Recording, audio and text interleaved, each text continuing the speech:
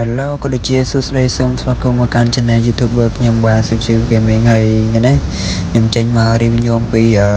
event ថ្មីចាស់របស់ Free ហើយសម្រាប់អ្នកគ្នាណាថ្មីកុំភ្លេចជួយចុច like ក៏ដូចជា Subscribe YouTube របស់ខ្ញុំដែរមួយដើម្បីបានទទួលវីដេអូថ្មីហើយថ្ងៃនេះខ្ញុំអត់មានអីចេញមកអំពីរបៀបលេងយក event ថ្មីសម្រាប់អ្នកគ្នាណាពួកគាត់អត់តន់ដឹងអញ្ចឹងអាចមើលវីដេអូខ្ញុំបាទពីដើមដល់ចប់ហើយសង្ឃឹមថាអ្នកគ្នានឹងលេងយកបានគ្រប់គ្នាសម្រាប់អ្នកគ្នាណាដែលគាត់ដឹងហើយក៏ដូចជាសំទោសផងហើយដោយសារតែខ្ញុំបរិញ្ញាតែគាត់អត់តន់បានចេះលេងយកអីចឹងណាហើយបើសិនជាអ្នកថ្មីក៏ភ្លេចជួយ like Subscribe ខ្ញុំសូមដល់បងតែអ្នកគ្នាតែប៉ុណ្្នឹងទេអ្នកគ្នាពួកខ្ញុំអត់និយាយអីច្រើនទេតោះយើងចាប់ដើមចូលទៅយកលេង event របស់ថ្មីទាំងអស់គ្នាបាទសូមទោសខ្ញុំនិយាយខុសអ្នកគ្នាយើងចូលទៅ review ពី event អីចឹងណាចាកន្លែងនេះછેអ្នកគ្នាសម្រាប់អ្នកគ្នាណាថ្មីអាចមើលវីដេអូនេះពីដើមដល់ចប់សង្ឃឹមថានឹងចេះដូចជា skin ណានេះដូចជាសេរីចាស់ណានេះមក2021សម្រាប់អ្នកគ្នាណាគាត់លេងសេរីចាស់គាត់នឹងអាចនឹងដឹង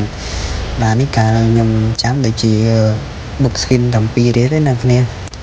សម្រាប់អ្នកគ្នាណាអត់ដឹងអាចមើលវីដេអូនេះពីដើមដល់ចប់ហើយសង្ឃឹមថានឹងចេះសម្រាប់ទី1អ្នកគ្នាលេងវគ្គរ៉េងឲ្យបានជាប់លេខ3ណាអ្នកគ្នាក្បែរមីយ៉ាអ្នកគ្នាលេងឲ្យបានលេខ3ជាប់លេខ3ដល់លេខ3នឹងអាចបានទទួលអាកាសពេជ្រខាងលើហ្នឹងចំនួន1ដងហើយចំនួន3ដងគឺបានឡានសម្រាប់ចំនួន6ដងនេះគឺអ្នកគ្នានឹងអាចទទួលបានអាគុជធំនេះដើម្បីដូរយកជាកៅអៅអីចឹងណាឈុតក្នុង Free Fire យើងណាហើយបើសម្រាប់កន្លែងនេះអ្នកគ្នាអាចលេងតាមខ្ញុំក៏បានដែរអ្នកគ្នាលេងClass Sport ចំនួន12នាទីបានតកហ្នឹងហើយសម្រាប់អ្នកគ្នាណាថ្មីដោយសារតែខ្ញុំខានមកហ្គេមប្រហែលថ្ងៃនេះអត់បានធ្វើវីដេអូប្រាប់អំពីរបៀបលេងយកអីថ្មីតែរបស់ Free ចឹងអ្នកគ្នាបន្តប៉ុណ្ណឹងនេះហើយវីដេអូខ្ញុំក៏អត់មានអីនិយាយច្រើនអ្នកគ្នាខ្ញុំក៏អត់មានអីនិយាយច្រើនដែរសូមបញ្ចប់ត្រឹមតែហ្នឹងហើយសម្រាប់អ្នកគ្នាណាថ្មីអាចជួយខ្ញុំឲ្យបានចំនួន 1000 Subscribe ខ្ញុំនឹងចែក